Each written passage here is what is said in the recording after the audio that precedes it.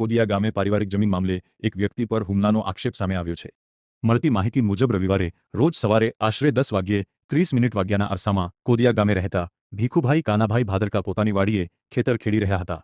તે દરમિયાન તેમના જણાવ્યા મુજબ તેમના જ પરિવારના અમરુભાઈ કાનાભાઈ ભાદરકા, રાજેશભાઈ અમરુભાઈ ભાદરકા અને ભરતભાઈ ઉર્ફે કાળુભાઈ અમરુભાઈ ભાદરકા ત્યાં પહોંચ્યા હતા અને તેમની સાથે મારામારી કરી હોવાનો આક્ષેપ કરવામાં આવ્યો છે। ભીખુભાઈ ભાદરકાના જણાવ્યા મુજબ આરોપીઓ દ્વારા તેમના ગળા ઉપર અસ્ત્રો રાખી ધમકી આપવામાં આવી હતી તેમજ તેમના માથાના વાળ કાપી નાખવામાં આવ્યા હતા। આ ઘટનાને લઈને ભીખુભાઈએ પોતાના આત્મસન્માનને ઠેસ પહોંચાડવામાં આવી હોવાનો આક્ષેપ કર્યો છે। જમીનના વિવાદ અંગે ભીખુભાઈનું કહેવું છે કે અગાઉ પંચોની હાજરીમાં જમીનની વહેંચણી કરવામાં આવી હોવા છતાં તેમના ઉપર હુમલો કરવામાં આવ્યો છે।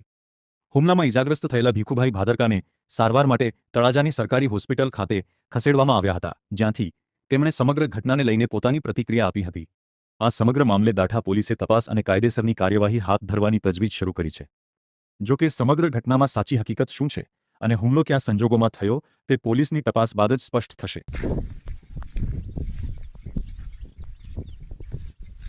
જાહેર જ થવું છે પછી હું ખોટું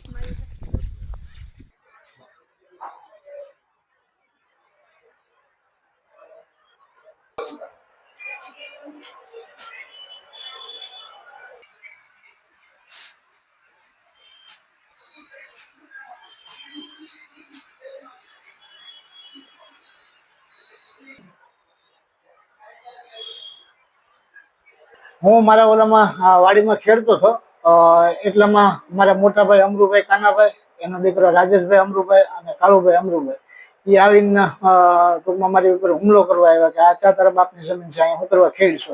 હું ગઈકાલથી ખેડતો હતો, આજે લગભગ 10:30 થી 10:30 આજુબાજુના અરસામાં ત્યાં આવેલા ટૂંકમાં અને મારી ઉપર ટૂંકમાં પેલા હુમલો કર્યો, ગળે અસ્ત્રો રાખ્યો, અસ્ત્રો રાખીને બોલી કે હું તારે કરવાનું છે, જમીન છોડી દેવાની છે કે શું કરવાનું છે।